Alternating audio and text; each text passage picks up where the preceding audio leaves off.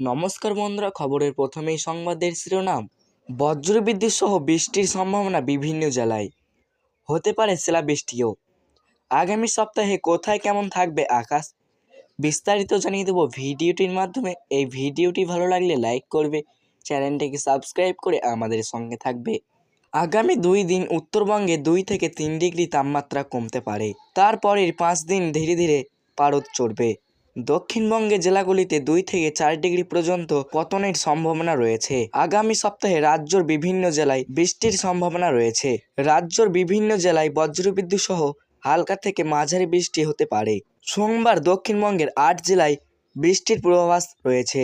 হালকা থেকে মাঝারি বৃষ্টি হতে পারে ঝাড়গ্রাম, পুরুলিয়া, বাঁকুড়া, 2 বর্ধমান, বীরভূম, মুর্শিদাবাদ এবং নদিয়া।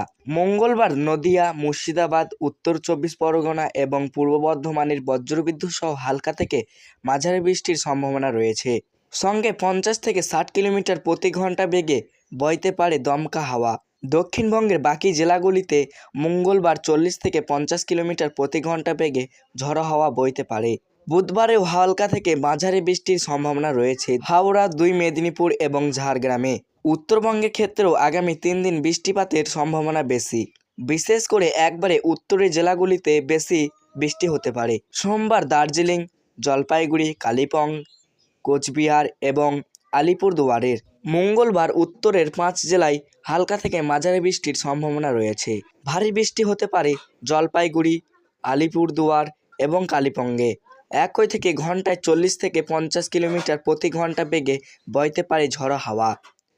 জলপাইগুড়ি, দার্জিলিং এবং কোচবিহার শিলাবৃষ্টির সম্ভাবনা রয়েছে মঙ্গলবার। বুধবারেও হালকা থেকে মাঝারি বৃষ্টির সম্ভাবনা রয়েছে উত্তরের এই 5 জেলায়, সঙ্গে বইতে পারে ঝড়ো হাওয়াও। আগামী 2 দিনের উত্তরবঙ্গে 2 থেকে 3 ডিগ্রি তাপমাত্রা কমতে পারে। তারপরে 5 দিন ধীরে ধীরে পারদ চড়বে।